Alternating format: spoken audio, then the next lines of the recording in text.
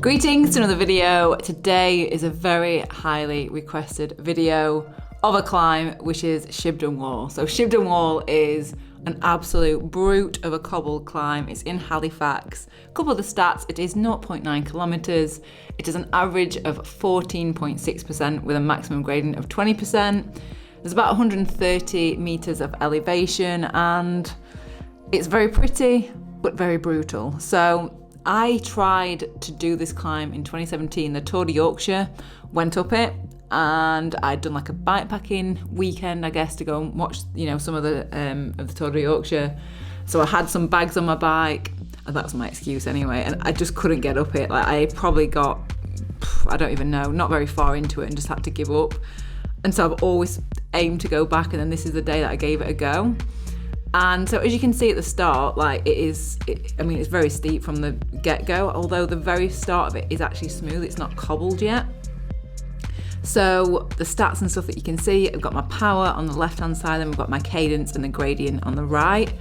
And so it's actually called Lee Lane. And yeah, it's quite narrow and the cobbles are about to start, but it is so pretty. Like it's such a pretty place to ride, but it is tough. So I know I always get asked this question, what gearing I've got. So on this particular setup, this is like, I guess, my more winter bike, and it's got Shimano GRX. It's also like my gravel bike. I've got some gravel wheels and tyres for it. But I've got Shimano GRX, I've got a 4630 on the front and a 34 on the back. And you'll see in a little while, my cadence it's not very high, and I guess for an all-out effort I would be aiming for between 80 and 100, as you can see here, when it's smooth. But as soon as you get onto the cobbles, it's nowhere near that. It is so tough. So let me know in the comments if you've done this climb and what you thought of it, because it is tough. So I'll give you a couple of tips that I've found from doing that, from not being able to do it last time. So I guess with cobbled climbs, you want to try and pick a good line. So you do need to look like if there are any big gaps, because on this particular climb there were some like gaps in the cobbles, and you want to try and make the easiest line you possibly can. So you just need to be looking where you're going, and yeah, just keep a good eye in front of you. And also you need to be aware of traffic and things as well, like because it is quite a narrow road. Luckily when we did this there weren't many cars. That's another thing to keep in mind.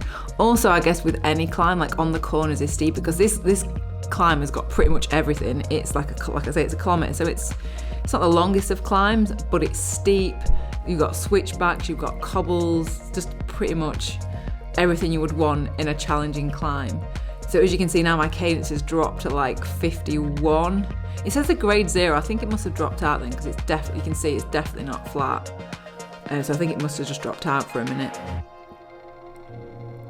Like I'm pushing. And also I guess with cobbles, another tip is you don't really want to be getting out the saddle, because you just want as much like even traction as you can on the front and the back.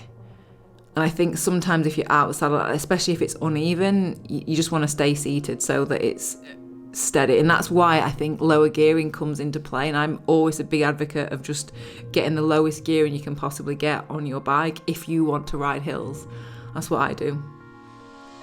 So yeah, so my power's like 300 and I'm 18% and 49 cadence. Like that's how steep it is, like 21%. It's so steep.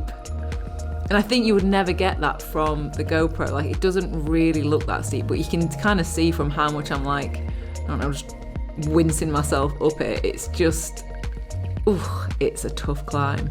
And the cobbles there actually look very smooth, but they're not. As you can see from like the intro of the video, it is proper like bone shaking. So here we've got the switchback. And I've taken it pretty wide, because obviously on the tightest corner, that's where you're going to get the steepest gradient. So I'm kind of, I'm just wussed out, because I was like, I can't do it. It's so tough. I look like I hit the wall. I wasn't near the wall, but yeah, you just got to try and pick the best line. When you get towards the top, like that's when the cobbles really get pretty bad. As in, I say bad as in like very spaced out. Like some of these cobbles are quite say smooth, close together, but when you get near the top, they are a lot more spread out, and it's obviously a lot more effort to put out.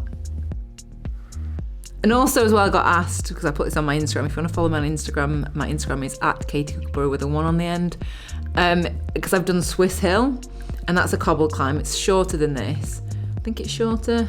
And I got asked which is harder. I think they're both hard or difficult in very different ways, but I think Swiss Hill is more difficult because the cobbles are a lot more slippery and they're a lot more broken, so you have to be a lot more careful of the line that you take. Like a couple of people I know have ridden into a wall on Swiss Hill because they've just not picked the right line, or they've just kind of lost balance or for whatever. But look at these houses. Can you imagine living there in winter? Like, it'd be so good to train on, but it would not be fun in winter when it's snowy.